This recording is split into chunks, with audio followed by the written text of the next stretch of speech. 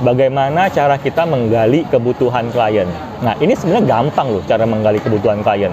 Sebenarnya pertama-tama Anda harus pastikan dulu kalau Anda itu dekat dengan konsumennya. Gimana cara dekat dengan konsumen? Makanya sebagai sales tuh kita harus luas ya, harus pintar ngomong, jangan melulu jualan. Kadang-kadang kita bertanya gitu ya, Bapak seperti tadi, Bapak tinggal di mana? Bapak anaknya berapa gitu ya. Nah, dengan pertanyaan-pertanyaan itulah kita bisa tahu nih klien ini kebutuhannya apa gitu ya.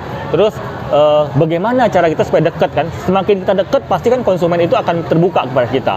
Nah, cara kita mendekatkan diri kepada konsumen banyak sekali. Pertama, bisa dengan cara sesama wilayah. Misalkan nih, kalau kalian sales ketemu konsumen, misalkan saya orang Jambi gitu ya.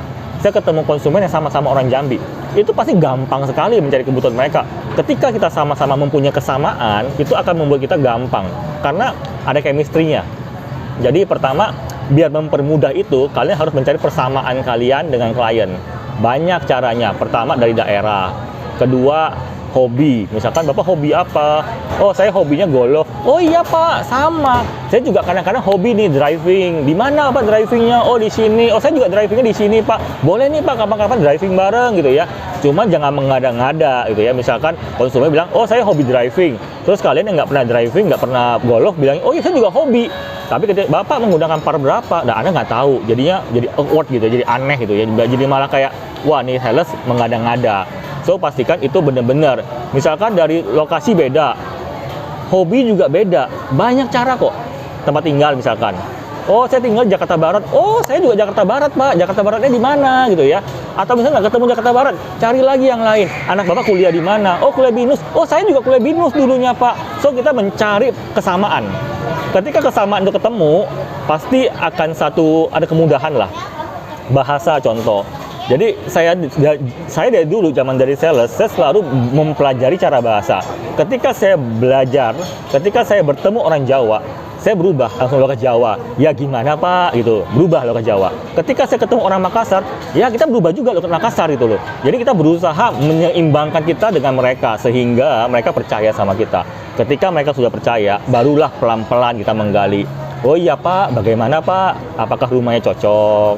Apakah ada yang lain? Kalau boleh tahu, Bapak cari rumah di mana? Lokasinya sesuai belum? Nah, ketika ada kesamaan itu, pasti konsumen akan merasa senang sekali karena merasa kita dekat dan dia akan cerita semua. So, sebelum Anda menggali kebutuhan klien, pastikan Anda mendekatkan diri dulu kepada konsumennya supaya konsumen itu mau terbuka kepada kalian. Tetapi kalau konsumennya tidak merasa dekat dengan kalian, mustahil konsumen akan memberitahu. Yang ada, Bapak mau nyariin di mana? Oh, saya nggak tahu. Saya baru mau lihat-lihat. Lokasi cocok belum? Oh enggak, saya masih compare tempat lain kok, masih lihat-lihat kok, masih belum ada kebutuhan, cuman survei-survei aja. Jawaban itu yang akan Anda temui kalau Anda belum terlalu dekat dengan konsumen Anda. Jadi ingatkan satu hal lagi adalah penting untuk kalian mendekatkan diri dahulu. Mendekatkan diri dahulu kepada konsumen sebelum Anda menggali kebutuhan klien. Cara menggali kebutuhan, banyak pertanyaan, banyak ice breaking. Itu yang bisa Anda lakukan. Oke, sekian, terima kasih.